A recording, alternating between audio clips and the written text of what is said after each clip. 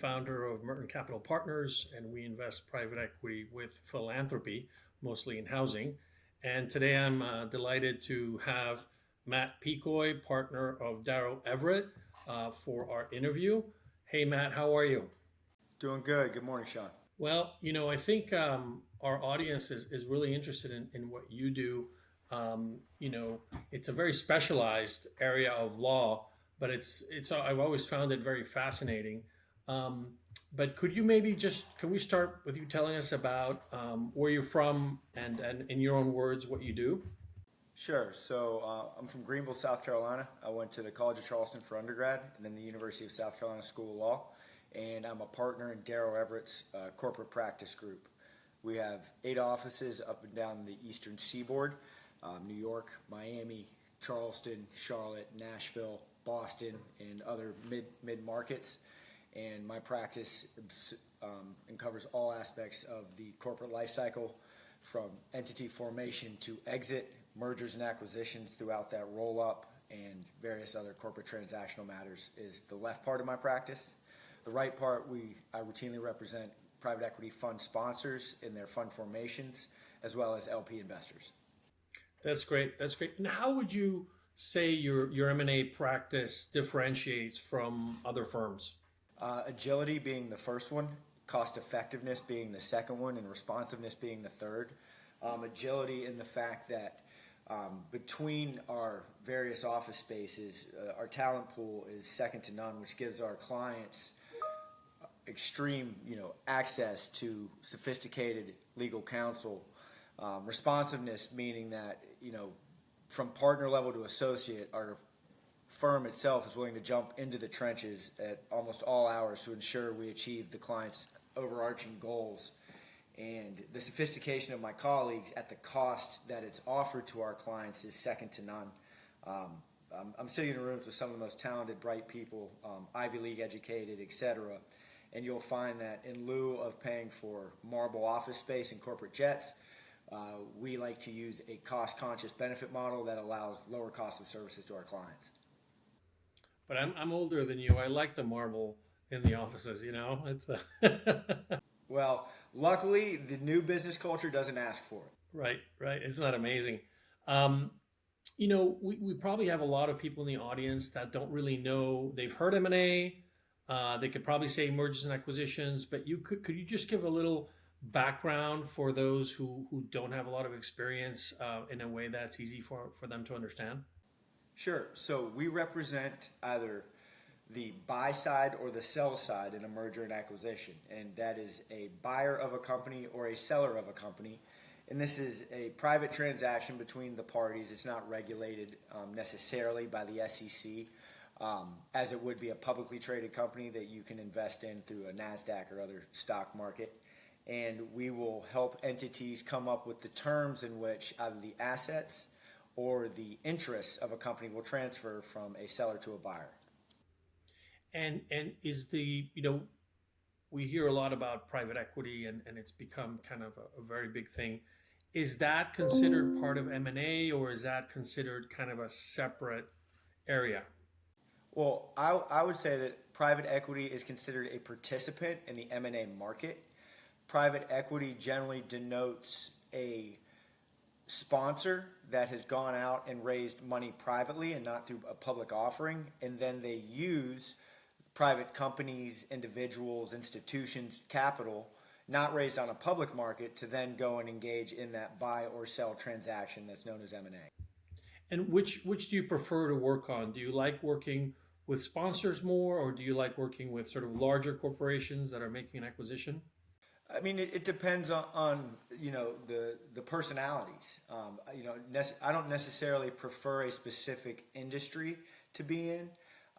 For me, it's the client relationship. If I have a good working relationship with either the fund sponsor or the business owner, that of course is more preferable than something that may be more difficult or may be filled with more red tape to make any decisions with it throughout the process. Great, great. And can you tell us a little bit about due diligence? Like what does that really entail? Because I think a lot of people drop the term due diligence, and some of them might do a quick check, but other ones not. Can you give us walk us through what the different steps are? Sure. So, um, for one, the way that I analyze the diligence process depends on the lens, buy side or sell side, because there's various obligations through each. If you're on the buy side, diligence is of the utmost importance because it's the way that you verify you are not that you're buying the bill of goods that the seller represents. So the process of diligence on the buy side first involves a very careful analysis of the seller.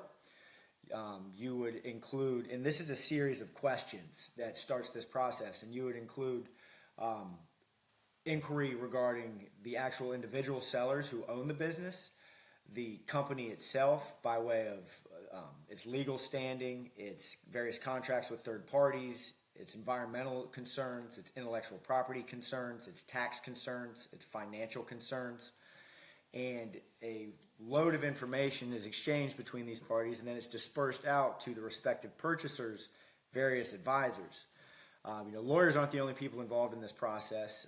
Generally, you will have a financial team, an operational team, a legal team, a tax advisory team, financial advisory team, and when the purchaser receives this information, it will go out through the various levels of analysis in order to verify that the price that they've agreed to purchase is justified, or for any further upward or downward adjustments. On the counter, if you look through the lens on the seller, of course, hopes to just agree to be paid X dollars and walk away.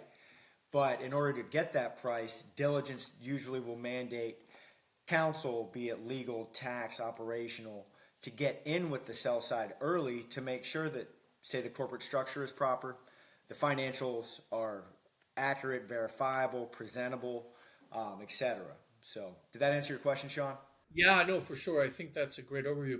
Can you, just to be more specific, and I'm really interested in your personal experience, um, have you found in the diligence process significant issues that have, really called into question the acquisition or a sale? In my past experience, I've had deals fall apart at the closing table due to things that were not fully or properly disclosed through the process of diligence. I've had transactions purchase price go up substantially because of, say, improperly classified revenue, income, or assets discovered. And I've also had deals with price declinations that make your head spin due to various outstanding legal issues, pending lawsuits, or competitors and or employees being found to have misappropriated confidential information during or prior to the process. It's always, you start with a letter of intent, but that number is normally not the number you end up signing the closing package with. And what do you do with your clients who are, have been working on these projects for months? They're at the closing table and something like this goes on. Like, how do you manage your client in those situations? The key is knowing that these issues happen, and upfront, before the law firm signs the engagement letter, has a very frank conversation with the client that they're entering a process that has risk. And despite going into all of the costs that are associated with those independent teams, the financial, the tax, the legal, etc., there's not a guarantee that it won't unearth these. So the first thing that I advise a client is do your diligence before the diligence. One of the best ways that you can handle that is the free exchange of information before you get all these advisors on the financial payroll. Secondly, you need to be blunt and upfront with your clients very early in the process about the potential for discovery of risks and the adverse consequences on both their wallets and the transaction itself. And then to continue to update your clients through the process about what's being discovered, what does it mean, and what can we do to hedge risk. So it sounds like you're really helping manage their expectations. Upfront and continuously at the closing table and following.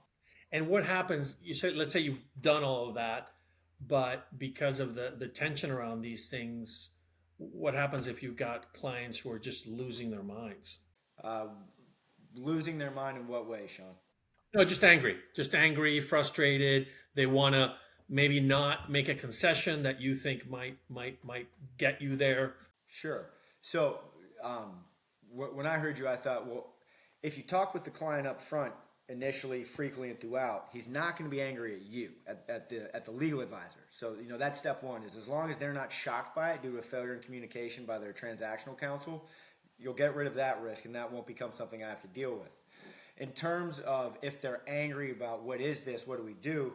That's where we really earn our fee, and that is to come up with creative problem solving to show them a path forward that might not be what was anticipated at the signing of the letter of intent, but will still minimize risk and get the deal done. And that is one of the biggest jobs of a corporate transactional lawyer, is to keep corralling the deal to closing, because there's going to be more than one headache that comes up. There will be more than one the client's angry that comes up. And truly effective M&A transactional lawyers are able to keep the ball moving forward by creatively finding solutions throughout the process. And what other than due diligence and things coming up that were sort of a nasty surprise, what other issues have you found that get in the way of closing? That get in the way of closing other issues, I mean, that runs the gamut of imagination. It could be something as simple as a seller says, you know what, I don't want to sell. Generally, letters of intent are non-binding except for certain exclusivity provisions, attorney fee provisions, and maybe choice of law provisions. So, I've had a seller in 2019 on New Year's Eve. We were pounding transactional documents for the final red line, leading up to about 1 o'clock, and the seller just said, "You know what? I don't like the buyer," and he pulled out, and he was able to. So can you give me a little bit more color on that? Why would a seller just walk away from a buyer? Sure. So one thing is the realities of common market payment terms from the buyer may hit them late in the process. There's often an earnout provision in these deals, which means that the seller is not just paid the full amount he's owed at closing. The reason why is the buyer wants to hedge risk. He wants to make sure that the seller has made accurate representations by leaving money in his pocket just in case something was false. So, when we start to get to close, the seller may get anxious of, either I might have misrepresented something, or I don't want to be wed to the purchaser for this period of time, and choose to bail out with the realities of what the deal is. And have you found that there are legal mechanisms that might help to do a deal, but they might be hard to enforce later on? Are there some discrepancies between like the intent of during the deal, but then you might find 2 or 3 years later it's a headache? Well, the answer is yes, and to the extent that, so by way of example, there's generally something called an indemnification provision within these transactional documents. And what it says is, if the purchaser discovers that there was an error in a promise made by the seller, he gets to hold back some of that purchase price, and in the future he doesn't have to pay him. Indemnification provisions can prove to be a huge booby trap, and what you do to minimize the risk of dispute and litigation for post-closing discovery of misrepresentation is a battle within a part of the transactional documents called representation and warranties. And it's one of those things that, despite the most talented lawyers on earth, you can't predict everything into the future, and one of the most fertile battlegrounds post-closing. Interesting, interesting. Matt, what about the 800-pound gorilla issue? Do you find it seems like some of these private equity groups and obviously some of these corporations are so big that even if you might have reps and warranties in a contract, they might just say, kind of, sue me. We're going to do whatever we want because they know that they have a lot of cash to be able to sustain sort of legal battles, and maybe a smaller seller, who wants to enforce some kind of payout, may have trouble doing that. At least in my mind, that's something that I think people are afraid of. Is that something you see happening? Well, the realities of seeking legal remedy through the court system, of course, you see that he who has a bigger source of funds to fund that litigation may have a competitive advantage, but the way you counteract that is with sophisticated strategic legal counsel on the sell side that bakes in very robust reps and warranties, that bakes in very punitive penalties in the event someone tries to breach some of those things, and very favorable form selection clauses and other sort of drafting techniques in order to protect the David in this David Goliath scenario. Fantastic, fantastic. Can we switch to your personal life a little bit? I'm wondering because you were talking about your firm is very trying to remember the word you use. It wasn't proactive; it was responsive. Um, and I know that in your profession, you guys are some of the most dedicated professionals out there because of the nature of deals. Can you talk a little bit about work life balance? Can you talk a little bit about how you manage younger associates and people who are new to the firm? How do you balance that sort of need for rushed execution with balance? Well, that is the overall tension in any corporate transactional lawyer's life. So, um, the pace and the cadence of a transaction is one way that my firm sets itself apart because we generally set the pace and we set a very fast cadence. So the first thing for young associates that is it's just a reality of what I do or what my firm does and other transactional lawyers is that the deal is going to dictate the pace and the cadence. And if you're going to step into this highly sophisticated and fast-paced profession or portion of this profession, it's a reality that you're going to have some late nights, you're going to have a lot of weekends, and that when you're approaching a closing, the profession and the client's interests are going to take precedent over a lot frequently. So in terms of managing young associates, it's grab them by the ears and say, vacation's over. You're out of law school, and it's time to step up because this is very fast. It's very demanding. It's very sophisticated. Now, in terms of how do I balance it, I'd refer you to my ex-wife. I didn't do a great job on that one, but as one grows, what I do to handle it now is, snowboarding, pets, live music is what drives me, and I insist of carving out time to do that. I communicate with my clients up front about it to make sure nobody's misled or left in the dark. And I sure as heck enjoy myself when I do get to do it. And that's what I do to reset the heart and the soul, to jump back into the trenches and make sure I give the responsiveness to my clients that they deserve. Oh, that's great. Talking about heart and soul, can you tell me about liquidity events? Like you have somebody started a business, they want out for any number of reasons.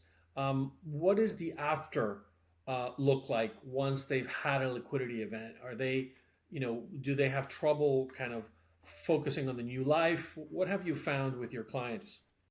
Well, it depends on the post-closing obligations of a liquidity event. And what that means is, did the seller have to promise to do anything after the sale?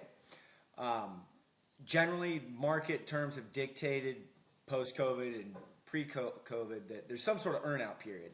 So the first thing that I see is a transition process where the former head of the house, the former president of the company who's now working for somebody else, normally you guys, the private equity fund sponsors, they have an adjustment in answering to authority, following any potential new operational procedures, standards, just the new way of business. I caution them during the transactional process, if I'm on sell side, that this is a reality. Make sure you know who you're getting into bed with in business, that you all will be able to have a workable relationship after the business. And that's why you also have to be mindful during the negotiations that you don't create ill will or some bad blood that's going to carry over post-closing and interfere with a successful exit if there's an earnout. I don't see many just straight, here's a check, say goodbye, seller. But if that happens, if we can, during the transactional process, we will counsel them to perhaps, if you have strong faith in the sponsor, such as Sean's firm, etc., perhaps try to negotiate some rollover equity, meaning the seller leaves a portion of his ownership in the company for these new stewards, either the new private business or the private equity fund, to do what they do and why they do it, which is acquire, earn more money for the second sale or third sale. And oftentimes those that have listened to the advice, properly identified their strategic partner in the business, and then that partner purchaser has been a good steward of the business, those equity rollovers, the second sale and third sale, results in a lot more money than the first. That's great. That's great. What about on the buyout side? I know, acquisitions are hot these days. Have been for a long time. What reminders do you have for buy side clients? On the buy side, so generally the buy side would be, and is this just a general what reminders do I have, Sean? Yeah, yeah. I'm thinking about like when I'm not sure how many of your clients have done acquisitions a lot, or how many are kind of the first time that they're buying an acquisition. Is there, obviously, the private equity ones seem, I would guess, are more sophisticated, but when somebody's doing it for the first time or the second time, do you need to kind of reinforce kind of their knowledge and hold their hands a little bit more? Sure. Okay, I understand your question now. So on the buy side, when you're working with individuals who are either first time acquirers or very limited experience, you first counsel them on the importance of pre-diligence, paying high level attention to who they're negotiating with, what their backgrounds are, how those pre-initial talks are going, because it'll be a good litmus test for how the transactional process, the formal process itself will go. Then, when we're engaged and parties have fleshed out the material terms, diligence would be the key to ensure that you protect the investment. You cannot overinflate the importance of a robust, thorough, and deep diligence process for a first-time purchaser, because you will be touching on some concepts that they almost assuredly have not ever seen.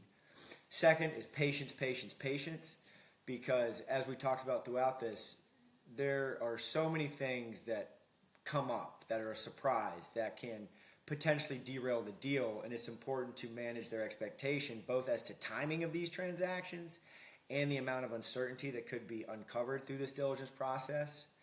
And then, lastly, upfront and direct communications about costs. I'm sure one could anticipate you have tax advisors, legal advisors, financial advisors, etc. Everyone is being paid for their services, and direct and upfront communication about estimates, deviations from those, and any unanticipated costs will serve both the client and the counsel well. Great. Matt, is there anything else you want to share with our audience as we wrap up? It was a pleasure being here. It was a pleasure speaking with you, Sean. All right. Thanks a lot. And yeah, my pleasure as well.